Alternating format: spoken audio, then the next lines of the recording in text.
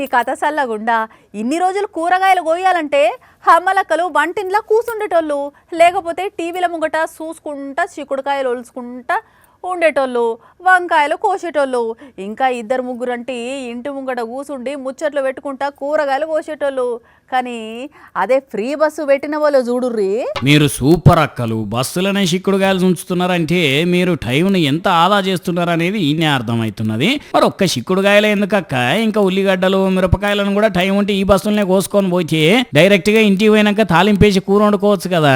ఆ పని కూడా చేస్తారేమో.